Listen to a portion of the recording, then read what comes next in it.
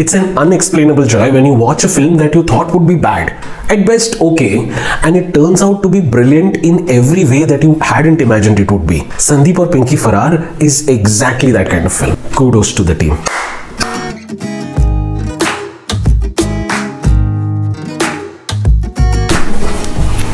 Hi guys, just finished watching Sandeep or Pinky Farrar and this is what I thought about it.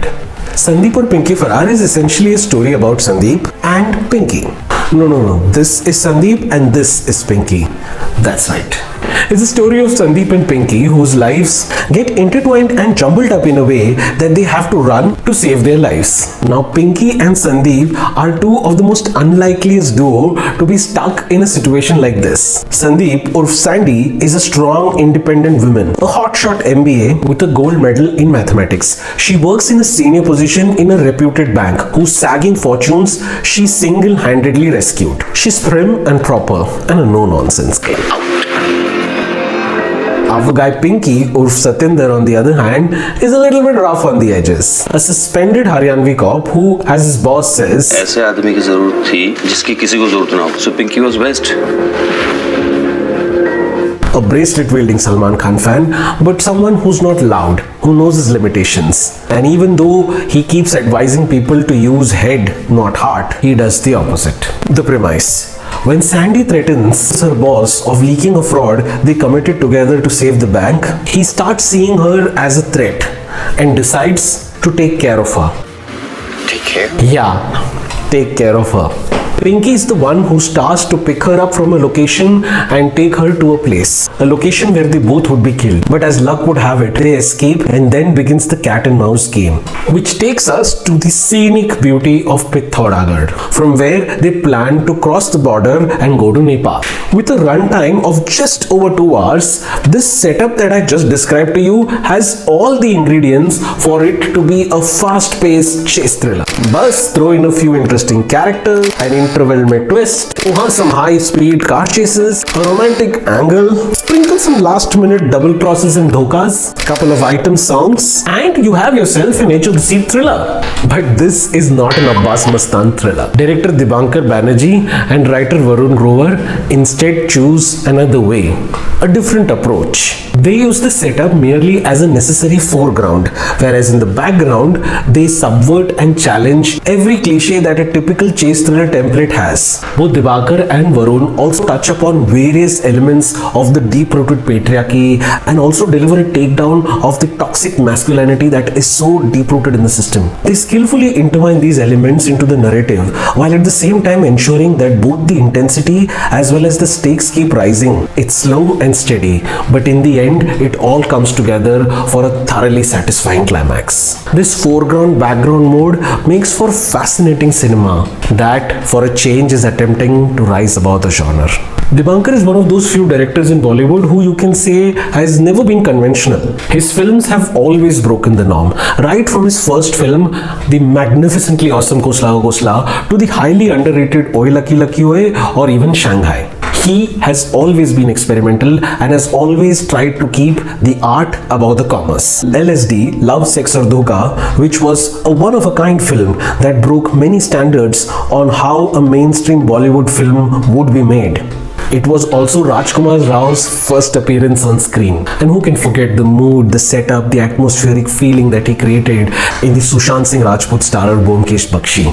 A film which I'm very sure would be a cult classic very soon. Here too, Dibankar is on the top of his game and he doesn't disappoint.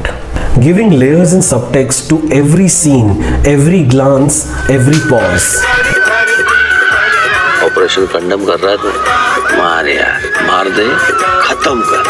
Dibankar's filmmaking style relies heavily on the subtle nuances, be it his camera placements and camera movements or his characters. Everything that you see in a frame, no matter how irrelevant or insignificant that you think it is, has meaning. I'll tell you what I mean. Let's take an earlier scene in the film, for example, which is also there in the trailer. You, the audience, are put in Pinky's point of view straight away because of two reasons. One, Pinky is clearly an outsider to this world. You can clearly see that this is a posh South Delhi farmhouse party or something like that going on, and the director wants you to be in his shoes. Excuse me, bhaiya. मुझे दिल्ली से निकलना है। आपको जितने पैसे चाहिए आप मेरे से ले लीजिए। Second, Pinky is the one who needs to make this decision. He knows very well that by saying yes, he will be putting himself in danger. It's not a decision of the head, but of the heart. This decision tells you everything you need to know about this character. But wait, there's more. If you look closely as Sandeep's character approaches the car, in the background you see a girl who appears to be throwing up with two guys helping her out. They stay in the frame even while Sandeep's character is speaking to Pinky about taking her out of Delhi. That is a clever little nudge by Dibankar and Varun. It's like poking fun at the facade of elitism that prevails in Delhi.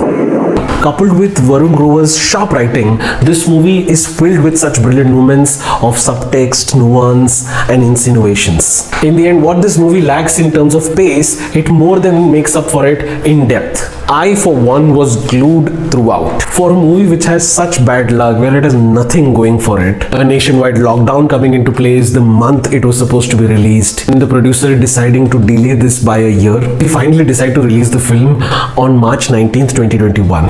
And just only a few weeks after that, the second wave hit. The two lead actors that they had, both at the lowest points of their respective careers. Arjun's last good film was... yeah, exactly, Never.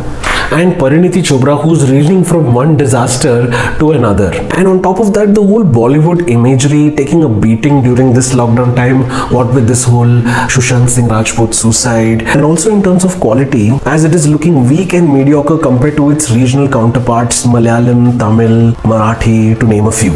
Nothing right was going for the movie.